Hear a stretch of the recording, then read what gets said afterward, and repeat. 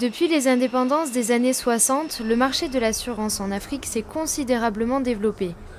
D'après la FANAF, la Fédération des assurances africaines de droit national, créée en 1976, le chiffre d'affaires du secteur est passé de 15 à 400 milliards de francs CFA aujourd'hui et le nombre de sociétés a été multiplié par 20 avec 8000 employés.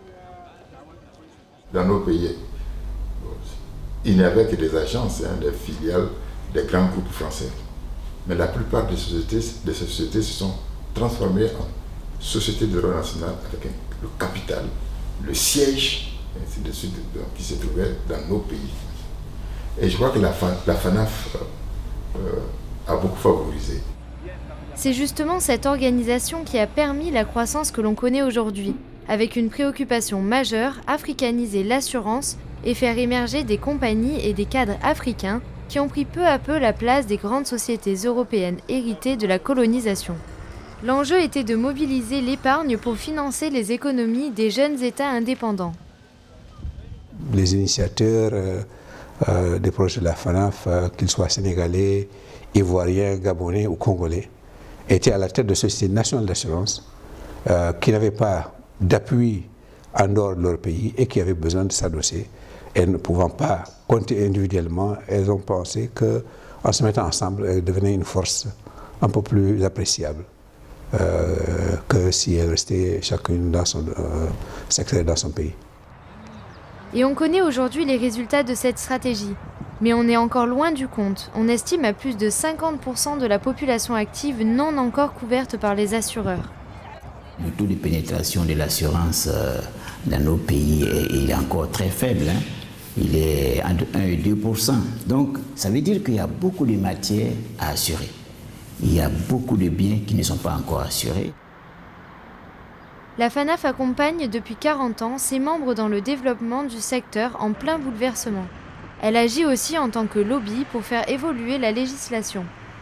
Dans les années 1980, l'association professionnelle a plaidé, par exemple, pour une approche africaine de l'indemnisation des risques corporels, de santé, des victimes d'accidents de la circulation, et les pays vont adopter des lois qui instituent des barèmes mieux adaptés au pouvoir d'achat des assurés. Il faut que nous collectons beaucoup d'épargne pour pouvoir peser lourdement sur le financement de nos économies. Faire en sorte que les Africains ne dépendent pas surtout de la Banque mondiale, du FMI ou de l'Occident pour financer certains projets. Je pense que si on dote l'assurance africaine d'un cadre réglementaire et fiscal adéquat, on pourra collecter beaucoup d'épargne qui pourra servir au financement de tous ces projets qui permettront à l'Afrique d'être émergente. Le potentiel de l'assurance non encore couvert aiguise l'appétit de grands groupes internationaux qui trouvent là un territoire à conquérir. Face à ces nouveaux enjeux, l'assurance africaine cherche à se réinventer et à proposer de nouveaux produits, en exploitant les capacités offertes par l'éthique notamment. Le premier de ces produits, donc, ça devrait être des produits qui puissent être commercialisés par le digital. Par le digital qui commence par l'ordinateur, qui se prolonge par les smartphones, qui se prolonge par les tablettes. Et ça nous ouvre un horizon qui est quasiment infini. Infini en termes d'offres, infini également en termes de demande, parce que les attentes de nos assurés sont de plus en plus importantes. Et pour satisfaire ces attentes, nous n'avons plus le temps.